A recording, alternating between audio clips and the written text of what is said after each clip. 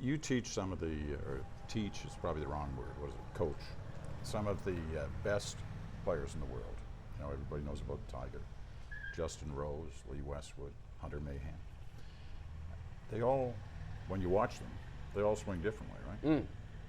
So there is no sort of perfect swing, right? There's no sort of ideal swing. No. But how does it work for you? I mean, you're teaching or you're coaching 4 very different players with very different techniques. So is there a different kind of coaching with each one?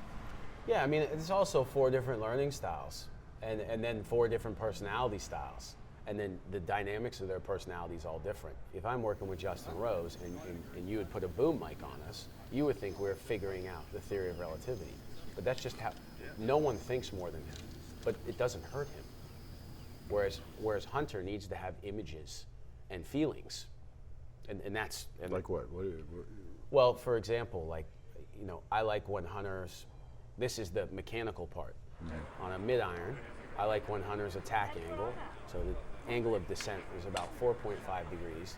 The direction, the sweet spot moving at impact is 1 degree left of the target line, all right? And the launch is such and such, the spin rate is 6,200.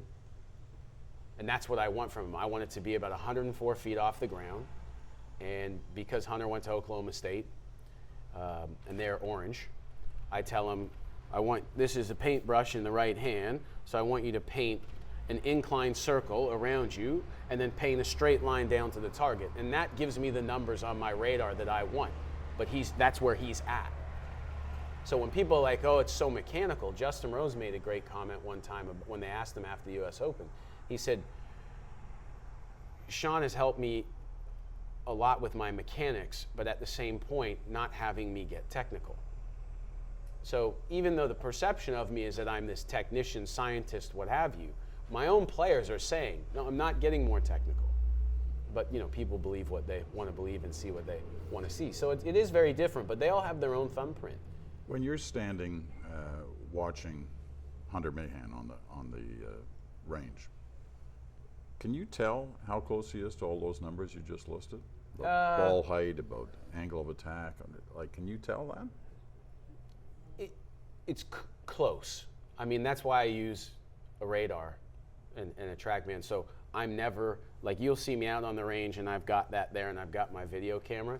I won't refer one number to those guys unless they ask, and they don't even know I'm shooting them on video. I don't want them to come back and look at it, right? It's just so that if I'm asked a question, I'm measuring rather than guessing. And even the camera is not a very good idea as a function of measuring, because if I change the position of the camera by 1/2 inch, the plane's going to look different because of the parallax in the lens. So it's, when I have that TrackMan, it looks like we're back there and we're doing calculus. But it's just so I know. Sounds like it too. Yeah, but it's just so I know. It sounds so technical. Yeah, totally.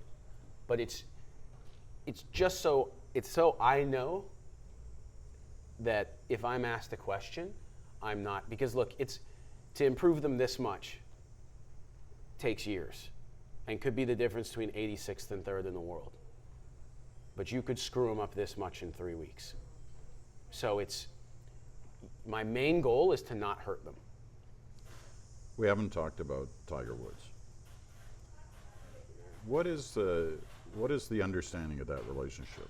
I mean, do you feel free to talk about working with Tiger Woods? Is there an issue there, or does he not want you to talk? No, I mean, I don't typically talk about what I'm working on with any of my players. Right. But you know, I mean, Tiger Woods, that was kind of the ultimate dream. Just out of, I mean, I don't know if there was a bigger fan. But that must be tough, to be the fan and work with them and say, you know, we gotta. Yeah, I think that's just business. Like, it is a business, and so that's just. I'm fans of all my guys, and I'm fans of so many guys that I don't even coach, and I just think with Tiger that, you know, he to me, I don't care about records. He's the greatest player who's ever played the game. So, to be a golf geek, you know, like me, to be able to stand behind him and watch what he does and how he goes about doing it, and then to see how he's done it in just this complex situation that he's in, is just fascinating. What would surprise me about him, as one of those who's never met him, watches him, reads about him, what would surprise me? If you were to hang out with him for the day, Yeah. probably everything. With the ability to have all the enablement and entitlement that could be seen by a person like that, just really how down to earth and how much of just a fan of golf that he is. I mean, historically, you can ask him a question about who won the PGA Championship in 1921, and it's unbelievably never gets it wrong. I don't even know. Would he know that the only gold medal winner in golf came from this course? He might not. He might not know it came from this course, but I can guarantee you that he would know who George S. Lyons was. Okay. Yeah, he's very much a student of the game. He would know all about George Knudson.